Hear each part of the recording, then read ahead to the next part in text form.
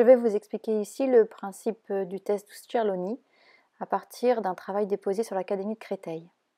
Le principe de la méthode d'Ousterlony tout d'abord. La méthode d'Ousterlony est basée sur la diffusion des anticorps et des antigènes dans un milieu gélosé. La rencontre entre l'anticorps et l'antigène se matérialise par la formation d'un arc de précipitation correspondant au complexe IMA. La concentration de ces complexes IMA permet de les visualiser à l'œil nu. Le principe de la méthode. Il s'agit de travailler sur un milieu gélosé. Les molécules contenues dans les diverses solutions déposées dans les puits vont pouvoir diffuser de façon multidirectionnelle dans la gélose. Lorsque les anticorps spécifiques des antigènes déposés vont s'associer en complexe IMA, la concentration de ces complexes IMA permettra d'être visualisée par un arc de précipitation. Que dépose-t-on dans les puits? Dans les puits, il s'agit de déposer du sérum prélevé chez un animal. Le sérum est un liquide obtenu à partir du sang qui contient essentiellement des protéines comme les anticorps, l'albumine et différents ions.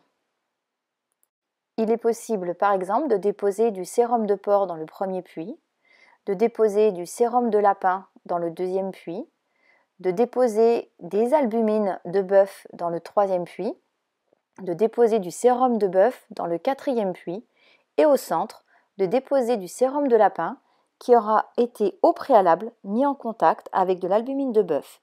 L'albumine de bœuf aura été considérée comme antigénique par le système immunitaire du lapin. Les molécules contenues dans le sérum vont diffuser dans toutes les directions. Certaines associations vont pouvoir se faire. Si les anticorps présents dans le sérum rencontrent les antigènes à l'origine de leur synthèse, des complexes IMA vont alors pouvoir se former, suffisamment concentrés pour pouvoir être observés à l'œil nu sous forme d'un arc de précipitation. Après avoir expliqué le principe de la méthode, passons au protocole expérimental. Il faut couler de la gélose dans une boîte de pétri. Cette gélose, vous l'aurez préparée au préalable selon le protocole que vous aurez en classe. On laisse sécher la gélose pour qu'elle prenne dans la boîte. Avec un emporte-pièce, on va pouvoir prélever des disques de gélose de façon à faire des puits dans la gélose.